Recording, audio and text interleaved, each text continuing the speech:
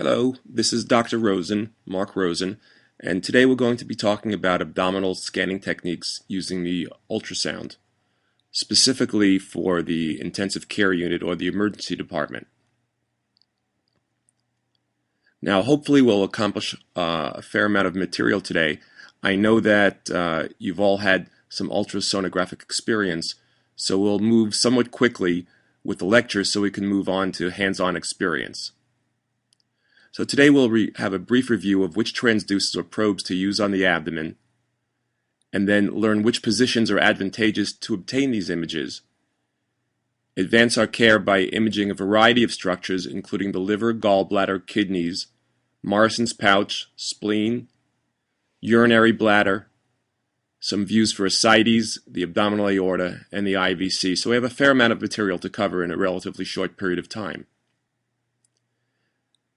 There are two major probes to use for the abdomen. They're both low-frequency probes. Remembering low-frequency probes can penetrate the abdomen to a deeper level, although the image is not as clear as a high-frequency probe. So what I would call the workhorse probe or transducer is the phased array, the P17 or the P21. The C60 or other curved array probes are extremely useful, but the P17 or P21 has the advantage of being able to be placed between the ribs. There are three major planes for scanning: the longitudinal and transverse plane, and then the coronal plane, which is often useful for visualizing the kidneys. So we'll go over each position somewhat rapidly here, and then we'll slow it down. So first put the probe in the subxiphoid position in the longitudinal plane to see the heart and the tip of the liver on the right side. And then we slide the probe down to see the liver, gallbladder, Morrison's pouch, and the right kidney. For a better view of the right kidney, and sometimes for additional views of the gallbladder and ribs, we can move it to the coronal plane, but you have to deal with the ribs and go between them, which is why the phased array probes are better than the curvilinear for this particular view. And then again, you can move to the opposite sides to see the spleen and the left kidney, but you have to deal with the ribs again. And then finally, we can move the probe into the transverse position in the suprapubic area to see the bladder. Now, if this all seems like a lot to do, don't panic. We're going to take it slowly and one step at a time. So let's start. First, put the probe in the subxiphoid position in the longitudinal plane to see the right tip of the liver and the heart. And here you see the liver in the superior margin of the image, and the heart surrounded by a pericardial effusion. Over here is superficial, over here is deep, and we can see that we're viewing relatively deeply at 24 centimeters. It's important to always look at this particular spot here and make sure that you're visualizing at the right distance. And sometimes, as in this image, you can see the liver much more clearly. It's important to remember that in order to see the heart, you are visualizing your image by having the ultrasound go right through the liver. So once we get our location by seeing the heart and the liver, then we slide the probe to the subcostal margin, and we can see the rest of the liver, gallbladder, Morrison's pouch, and the right kidney. And over here you see the liver in the middle of the image.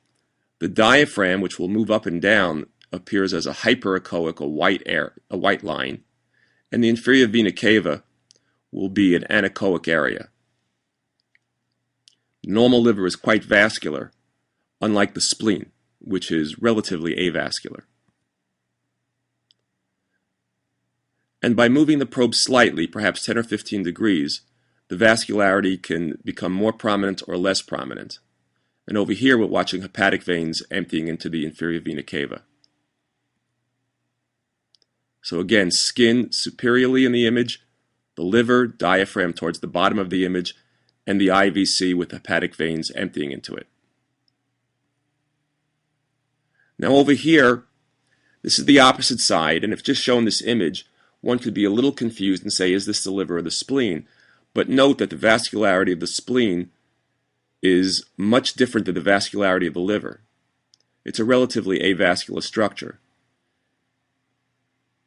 Now, can you see the kidney, the fluid in the splenorenal pouch, and the general ascites?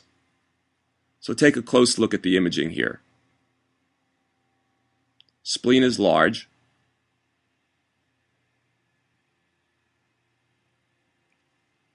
And over here, this is free fluid or ascites. Here's the spleen. This is the kidney down here. Now let's freeze this image at a particular point. And right over here, this is fluid in the splenorenal pouch or the splenorenal gutter. This corresponds to fluid in Morrison's pouch if this was on the opposite side. If this was a fast scan, this would mean that the patient does in fact have fluid. For a fast scan, you're looking for blood typically in the abdomen. And it makes sense in this patient who has ascites that there would be some fluid here. It's important to note that you have to look for a second or two to make sure that there's actual fluid there, because the fluid can come and go as the diaphragm moves. Now over here, this is the opposite side on the right side, and this is Morrison's pouch, which is demarcated with the brownish colored arrow. And this is at the lowest point in the abdomen. It's the potential space between the right kidney and the liver. And it's again a potential space. Normally there's nothing there. It's just the cortex of the kidney leaning up against the liver in this image. If there's fluid, then it will appear anechoic or black. This scan does show positive fluid in Morrison's pouch, which we can see right over here. So this is a markedly positive scan, and again, this is kidney. You can see some of the pyramids in the kidney, and this is liver over here. The image being taken with this probe up here, and the ultrasound beam coming more posteriorly, which makes sense because the kidney is a more posterior structure as you move down. Now this is a picture where there's ascites at that large arrow. The kidney is being measured. It's relatively normal size, and you can see at the bottom of the screen on the left, it's 11.4 centimeters. And the liver is cirrhotic. It's relatively small, so it's shrunken and scallop-shaped at the edge, floating in free fluid. Again, take note how avascular the liver is once it's cirrhotic. This can easily be confused with a spleen if the probe was placed backwards. And in fact, over here, one would think that's a spleen floating freely with in the ascites with bowels floating. However, this is the probe that's backwards in this image, so the cirrhotic liver is actually misplaced and should be on the left side. And should be on the right side. It appears on the left side. Now, if we talk about the renal scan, you pretty much did one during the fast exam, but you come over here, and you get a nice coronal view here of the kidney. You can actually get the kidney upper pole and lower pole on the screen at the same time here, and a long axis. And if you rotate the probe 90 degrees, you can get a short axis of the kidney, rotate the probe towards the ceiling, you get a short axis of the kidney, fanning through. You always want to fan through and orient both its long and short axis. I didn't mention that with the gallbladder, but you want to do that with the gallbladder too. You want to fan through the gallbladder's long and short axis. But that's the kidney's long axis. Rotate the probe 90 degrees. There's a short axis. And again, on the left side, it's the same thing. Indicators towards the patient's head to get that long axis on the screen. And then to get a short axis, you rotate it towards the ceiling. Okay? So again, thank you, Dr. Fox, a familiar face, I think, to everybody here. And just take note that you can obtain a scan of the kidney in the subxiphoid position, but it's sometimes easier to go in the coronal position. In fact, very frequently easier to go in the coronal position for the kidney. The ribs do get in the way, which is why we use the smaller phased array probe rather than the larger curvilinear probe. But it's oftentimes easier to see the kidney in the coronal image. especially if the patient has a lot of adipose. Now, a good button to know is the depth of field button. If we change the depth of field, then we can change the imaging. So here's a gallbladder, and take a look, we're at 15 centimeters, and over here is the size of the gallbladder, and we see it getting bigger and more clear as we move down to 11. This is simply a fold in the gallbladder that's coming and going with respirations. So again, we start off at 15, and then as we change the depth of field, the image becomes much easier to see and certainly easier to measure things such as the size of the portal vein, the anterior wall thickness, and so forth. So when learning about gallbladders, we're commonly looking for acute cholecystitis. And there are things that we would like to look in particular for this diagnosis. Number one, we would like to see a gallbladder that either has stones or sludge in it. We'd also like to see pericholecystic fluid. However, be aware that pericholecystic fluid and also thickening of the gallbladder wall will be seen if the patient has ascites. The anterior wall of the gallbladder should be less than 3 millimeters. And then we'd like to measure the common bile duct, which is oftentimes difficult to see, but with practice can be seen in most of the cases. The internal diameter, and again I emphasize internal diameter, because there is a certain thickness to the walls, the internal diameter should be less than 6 millimeters until age 60, and then we add 1 millimeter per decade. So for example, in an 80-year-old, a normal common bile duct or CBD should have an internal diameter of less than 6 plus 2, or 8 millimeters.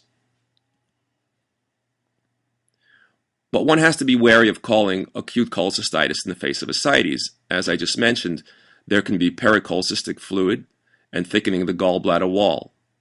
Now, some things you can do to help make your diagnosis: if there is a stone, you can move the patient and see if the stone is stuck in the neck of the gallbladder. If the stone moves, then the stone is not occluding the gallbladder neck. Also, be sure to measure the diameter of the common bile duct, again, being careful to measure the internal and not external diameter. And then check for a sonographic Murphy sign. If the patient is tender on exam, that's called a positive Murphy sign. And if the patient is tender in the right upper quadrant, by pressing the probe right over the gallbladder, and you can see the gallbladder so you know exactly where to press, that's called a positive sonographic Murphy sign, which is quite consistent with acute cholecystitis. Now there's a button to freeze the image, and that's important when we're taking measurements. And remember, you would like to ideally freeze the image in 2 planes. Now over here, I'm not exactly sure what they're measuring. It's supposed to be the anterior wall, but the anterior wall is very difficult to see. So by taking the image in a different plane, now we can see a very clear anterior wall over here, and that then can be measured using calipers.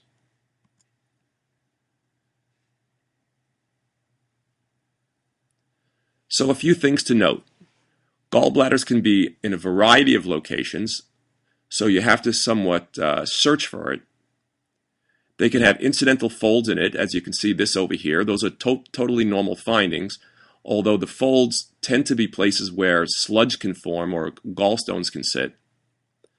Decreasing the depth of field, as we mentioned before, by changing over here from 15 now to 11, can make the image more clearly. You want to examine the gallbladder in 2 planes, and the gallbladder should show posterior acoustic enhancement, as any hollow structure that's fluid-filled will have, such as the urinary bladder as well, posterior to the structure. If you can't find the gallbladder, think of a few things. Number one, a favorite for the residents to try to fool the attendings is look for surgical scars. And especially in today's times where you can have a lap chole, these can be very difficult to find. Sometimes you have patients that don't know their surgical history, rather surprisingly enough, or can't relay their surgical history because they're confused, unconscious, intoxicated, and so forth. If you can't find the gallbladder, roll the patient to the left side if you're able to. Another thing is move the patient to move the probe to what's called an X-7 position. X stands for xiphoid process, and 7 is 7 centimeters lateral to the xiphoid process and between the ribs. So then you're coming down anteriorly, and we can do this in the hands-on group and show you this in greater detail. But sometimes by coming from this position, you can land right on top of the gallbladder. And then at times try imaging from the coronal view. This is especially useful if the patient is overweight, and even more so, in my opinion, if the patient has abdominal gas. So cholelithiasis has shadowing of the stones. Now here I purposely picked an image that is not high quality to show stones here. You can see something, but you clearly see the shadowing coming off over here where the ultrasound beam cannot penetrate.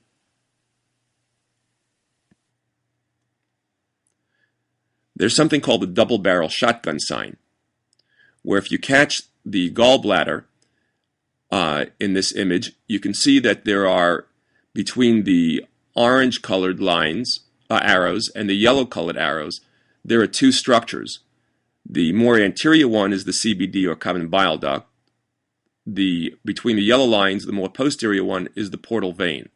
We're interested primarily in the CBD, again looking at the dimensions to see if it's less than 6 millimeters rather, for someone less than 60 years old. And again, we measure from the internal diameter of the CBD. Note that there is approximately a millimeter difference in this image on the wall of the gallbladder.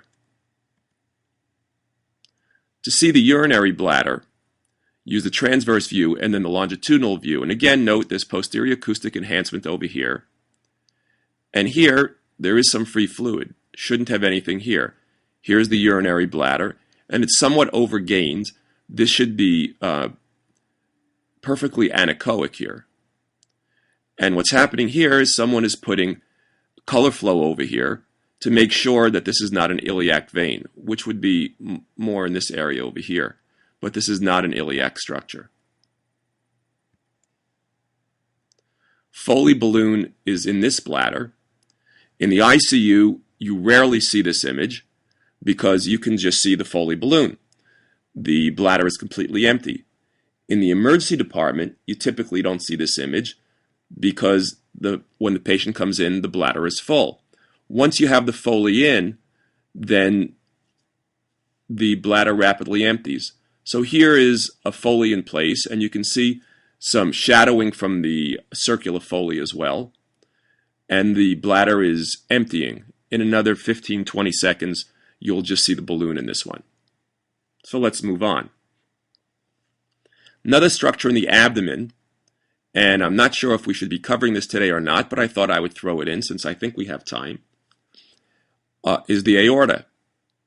Now, normally we would have this as a separate lecture under vascular structures, but we'll cover it. And it's important to realize that below the diaphragm in the abdomen, there are three main areas that we look at: the celiac artery, the takeoff of the SMA or superior mesenteric artery, and the bifurcation of the aorta into the iliacs, which occurs at around the umbilicus.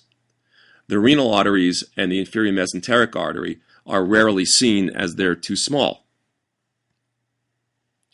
For the abdominal aorta, the probe is placed in the transverse plane just below the ribs, and then it's moved inferiorly towards the umbilicus. And again, at the umbilicus is where the aorta bifurcates typically. So this is a seagull, and this is a seagull sign. Notice that the green arrows, it's not incredibly clear in this image, and I apologize for the quality, but at the green arrows is a very similar shape to the seagull. And this is the celiac axis as it appears taking off in the transverse plane from the aorta. If we move just slightly more distally, then we get the SMA, the superior mesenteric artery. And the superior mesenteric artery is seen on the right side of this slide. Above the round aorta is another round structure. It's often described as a mantelpiece clock. So if you think of a clock on the mantle at your grandmother or grandfather's house, you may remember this type of a shape. So let's take a look at some of these structures. This is the vertebra, and the ultrasound beam cannot pass through it, so we have vertebral shadowing. And now let's point out some of the structures. There's the aorta that is on the left side of the body, so screen right. The opposite side is the IVC. Above the aorta is that mantle-shaped clock with the black anechoic face, and then the mantle shape is the white structure around it, primarily fat. And the splenic vein can be seen crossing above the SMA, and it's typically seen as one long line. In this particular image, I wanted to point out that it can also be divvied up into two pieces depending upon the respirations. If this person would breathe in and out, you would see those two areas on the right and the left where it says splenic vein crossing above the SMA would unite to become one image. Over here, we're looking at the IVC, the inferior vena cava. You can actually see blood going through this, and a large IVC indicates that the state of hydration is rather large. So this is the plethoric IVC, an enlarged one, and you can see with color imaging that there's clearly flow in it. Over here, the IVC is collapsing, and you'll take note that it collapses with respirations. And this indicates dehydration. So it gets bigger and then collapses. And there's been a chart that's come from a few studies to point out the relationship between the right atrial pressure, or CVP, and the IVC size. Probably the more important thing to realize is that a small IVC, typically less than 1.5 centimeters, correlates to a dehydration, and a plethoric or enlarged one greater than 2.5 centimeters correlates to an elevated CVP, typically but not always associated with CHF. You can see increased CVP with other entities such as pulmonary hypertension, right-sided heart failure, pulmonary embolism, COPD, things of this nature. And we also look at how much it collapses. If it collapses greater than 50% with respiratory variation, the patient is dehydrated. So the measurement of the IVC can ascertain if there's severe hydration or overhydration, but it really doesn't give an exact CVP measurement. There is a way that I can show you on the hands-on, if you'd like, if we have time, how to measure a CVP by ultrasound, but we'll save this since it's not part of the abdominal lecture. So what to take home from all of this? So the first thing is you'll have to relearn some of the basic anatomy, or perhaps that's just for the attendings and you guys already know the basic anatomy. The next is the ultrasound is hard to learn from lectures. It makes a lot more sense once you have hands-on, so we'll leave most of the time for the hands-on sessions. Then always use two planes and proper orientation of the probe to see the ultrasound organs, typically having the probe indicated to the right of the patient or aimed towards the head for the two orientations. And then you can use depth of field or color flow to confirm vessels and proper imaging. And lastly, it's not a failure to ask radiologists for ultrasounds, especially in the more difficult case, such as this one. I really wouldn't want to be responsible for doing the abdominal ultrasound here. Hope this lecture was useful for you, and now we'll do the hands-on sessions. Thank you very much.